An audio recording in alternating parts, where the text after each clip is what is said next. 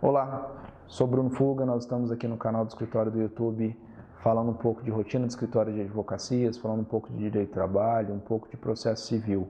Sempre voltado o assunto para os advogados, para melhor gestão dos escritórios e melhor conhecimento prático do que nós estamos dispostos a comentar aqui. Meu assunto hoje é bem focado numa parte do processo civil e inclusive uma recentíssima decisão do STJ que trata sobre dinamização e inversão do ônus da prova e as despesas ligadas a ela. Vou colocar no link aqui a descrição desse recente julgado em RESP pelo STJ, e isso também foi fruto já desde 2007 de um capítulo de livro que eu tenho sobre prova no processo civil. Também vou colocar no link aqui para quem tiver interesse, esse livro está até disponível em PDF, que eu já tratava sobre esse estudo de consequências da não produção da prova na hipótese de inversão ou dinamização do ônus da prova. Isso é um assunto extremamente relevante pelo efeito prático dele.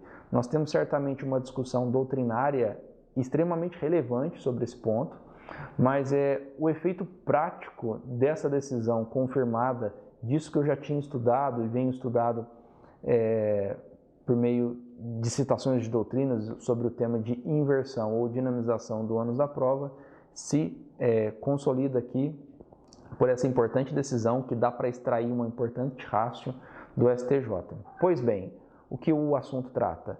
Inversão ou a dinamização do ônus da prova. São requisitos diferentes, mas na prática aqui a gente tem um efeito de jogar o ônus probatório, jogar entre aspas, para outra parte. Então, se nós temos uma responsabilidade ou um ônus processual de provar algo, pelo 373 ou pelo 6º do CDC, isso vai ser deslocado para outra parte. Então, esse é o efeito da dinamização do ônus da prova.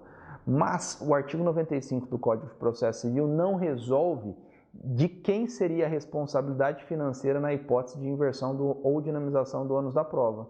Porque quem tem o ônus é obrigado a arcar com as despesas, mas se eu tenho deferido a inversão ou o ônus da prova, de quem fica a responsabilidade de pagamento das despesas processuais? Olha que assunto importante, porque de nada adiantaria eu ter deferido a dinamização ou inversão do ônus da prova, mas a consequência ou a responsabilidade financeira das despesas ainda fossem da minha parte ou do meu cliente que faz o pedido de inversão ou dinamização do ônus da prova.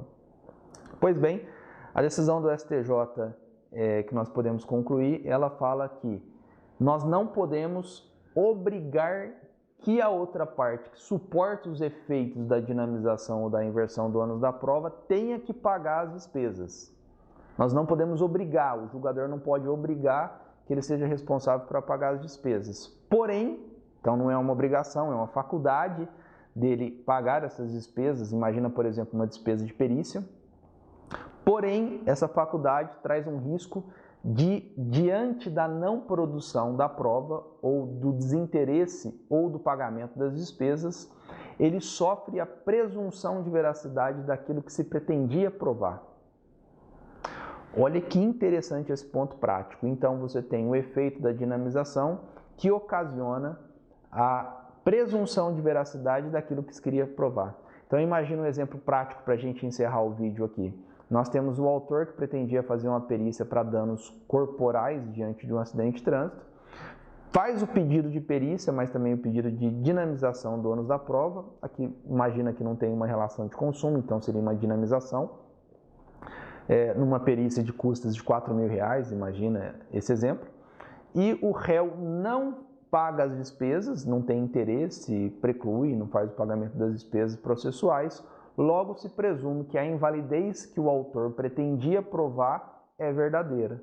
Então, nós temos um deslocamento aqui muito grande de consequências financeiras para o processo. Tá? Convido vocês, então, para ler o acórdão citado na descrição aqui do nosso vídeo. Convido vocês que tiverem mais interesse para ler o subcapítulo e o capítulo do livro indicado também na descrição do vídeo, para aprofundar um pouco mais nas leituras e nas leituras do livro sobre o artigo 373, o artigo 400, o artigo 6º do CDC, e essas importantes decisões. Um abraço para todos, convido vocês a seguirem nosso canal nesses vídeos sobre processo civil e rotinas de escritório. Um abraço.